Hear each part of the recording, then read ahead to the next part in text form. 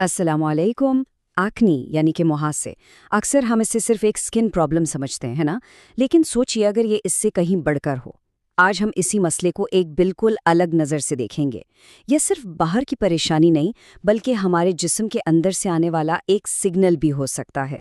तो सवाल यही उठता है कि क्या एक्ने सिर्फ बाहर की सफाई की कमी का नतीजा है या फिर हमारा जिस्म हमें अंदर से कुछ बताने की कोशिश कर रहा है। चले आज इसी बात की तह तक जाते हैं। ओके, तो अब इसकी गहराई में उतरते हैं। देखिए, एक्ने की असल वजह जानने के लिए ना सबसे पहले ये समझना ज़रूरी है कि हमारी स्किन के नीचे, सरफेस के नीचे आखिर चल क्या रहा है। हमारी स्किन के अंदर ना छोटे छोटे गोदूद होते हैं, उन्हें कहते हैं सेबेशियस ग्लैंड्स। इनका काम है एक किस्म का ऑयल यानी तेल पैदा करना, और बस यहीं से सारी कहानी शुरू होती है। ये जो ऑयल है, इसे कहते हैं सीबम। अब देखें, नॉर्मल हालात में तो ये बहुत अच्छी चीज़ है। हमारी जिल्द और बालों के लिए एक नेचुरल मॉइस्चराइज़र का काम करता है, उन्हें ड्राई होने से बचाता है। लेकिन जब यही ऑयल ज़रूरत से ज़्यादा बनने लगे तो फिर ये फ़ायदेमंद चीज़ ही मसले की जड़ बन जाती है। तो अब ये तो पता चल गया कि क्या होता है। अब देखते हैं कि ये कैसे होता है। ये पूरा प्रोसेस ना बिल्कुल एक चेन रिएक्शन की तरह है। एक चीज़ होती है, उससे दूसरी, फिर तीसरी, और आखिर में एक पिंपल बन जाता है। इसे डोमिनो इफेक्ट समझ लें। एक के बाद एक चीज़ गिरती है। सबसे पहले गुदूद में सोजिश शुरू होती है, वो सूज जाता है। इसकी वजह से वो ज़्यादा तेल पैदा करने लगता है।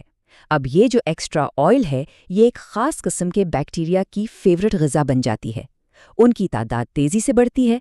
हमारा इम्यून सिस्टम जब ये देखता है कि भाई ये क्या हो रहा है, तो वो फ़ौरन एक्शन में आता है, एक अलार्म बजाता है। नतीजा, जिल्द लाल हो जाती है, सूजिश होती है और बन जाता है एक पका हुआ दाना। यहाँ एक बहुत इंपॉर्टेंट पॉइंट है। ये जो पी एक्नीज बैक्टीरिया है ना, ये खुद बुरा नहीं है। मतलब आम तौर पर ये हमारी जिल्द पर आराम से रहता है, कोई मसला नहीं करता। असल प्रॉब्लम तब शुरू होती है जब एक्स्ट्रा ऑयल की वजह से इसकी पॉपुलेशन आउट ऑफ कंट्रोल हो जाती है और हमारा जिस्म इसे एक हमला समझकर रिएक्ट करता है। तो अब सवाल ये है कि इस पूरी चेन रिएक्शन के पीछे है कौन? असल मास्टरमाइंड्स कौन है? जवाब है हमारे हार्मोन्स और वो खुराक जो इन हार्मोन्स को कंट्रोल करती है। इस गेम में दो बड़े खिलाड़ी हैं। पहला हाई इंसुलिन और दूसरा हाई एंड्रोजन्स यानी सेक्स हार्मोन्स। और सबसे दिलचस्प बात यह है कि ये दोनों आपस में जुड़े हुए हैं। असल में जब जिस्म में इंसुलिन लेवल्स मुसलसल हाई रहते हैं तो वही हाई एंड्रोजन लेवल्स की वजह बनते हैं। इससे साफ जाहिर होता है कि हमारे खाने पीने का तरीका डायरेक्ट हमारे जिल्द पर असर करता है। एक तरफ सोचिए, अगर कोई बार बार हाई कार्ब चीज़ें खा रहे हैं, हर वक्त स्नैकिंग चल रही है, तो क्या होगा? इंसुलिन हमेशा हाई रहेगा।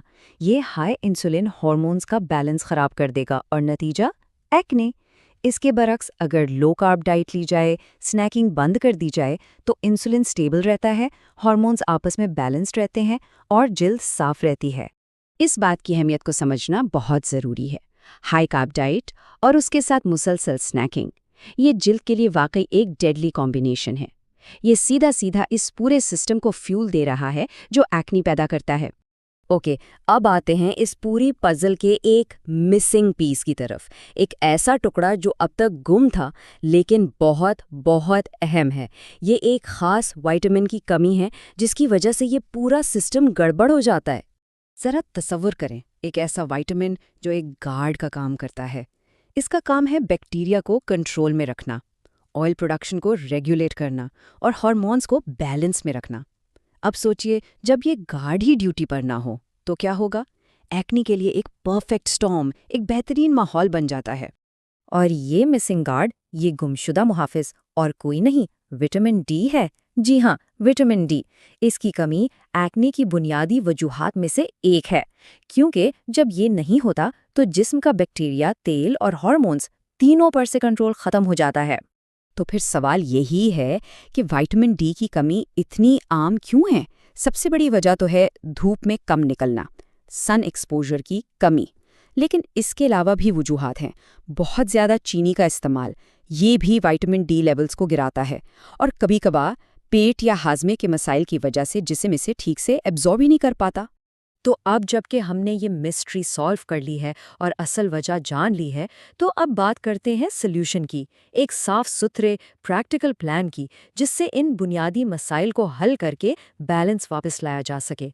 इस प्लान का सबसे पहला और सबसे इम्पॉर्टेंट हिस्सा विटामिन D3 है, जिसमें जो इसकी शदीद कमी हो चुकी है उसे तेजी से पूरा करने के लिए पहले 6 हफ्तों तक रोजाना 20,000 IU यानी इंटरनेशनल यूनिट्स लेने का मशवरा दिया जाता है। ये रिकवरी प्लान का आगाज है। तो ये है पूरा 6 कदमी action plan. Number 1, vitamin D3 supplement, जैसा बताया। इसके साथ साथ नंबर 2, लो कार्ब डाइट शुरू करनी है। नंबर 3, स्नैकिंग बिल्कुल बंद, यानी इंटरमिटेंट फास्टिंग की तरफ आना है।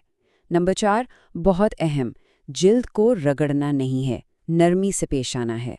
नंबर 5, अपनी डाइट में कोड लिवर ऑयल शामिल करें, उसमें विटामिन A और D दोनों होते हैं। और आखिर में नंबर 6, साल्मन जैसी फैटी फिश खाने की आदत डालें। लो कार्ब डाइट का मतलब क्या है? इसका सीधा सा मतलब है पास्ता, पिज़्ज़ा, व्हाइट ब्रेड, चावल, समोसे, पकौड़े, इन सब चीज़ों से परहेज करना। क्यों? क्योंकि ये चीज़ें ब्लड शुगर को फौरन स्पाइक करती हैं और ये स्पाइक एक्ने वाले बैक्टीरिया की खुराक बनता है। इनकी जगह खुराक में शामिल करें फैटी फिश, हरी सब्जियां, एवोकाडो और नट्स। और हाँ, एक बात बिल्कुल जहन में रखें, अक्सर ये गलतफहमी होती है कि जिल्द को खूब रगड़ रगड़ कर साफ करने से एक्नी ठीक हो जाएगी। हकीकत इसके बिल्कुल उलट है। ज़्यादा सख्ती करने से ना सोजिश कम होने के बजाय और बढ़ सकती है, इसलिए हमेशा नरमी अख्तियार करें। तो आखिर में ये सवाल अपने आप से पूछना बनता है, एक्नी को एक दुश्मन समझने के बजाय क्या उसे एक मैसेंजर, एक पैगाम रसां के तौर पर नहीं देखा जा सकता? हो सकता है कि जिल्द हमें ये बताने की कोशिश कर रही हो कि अंदरूनी सेहत को तवज्जो की ज़रूरत है।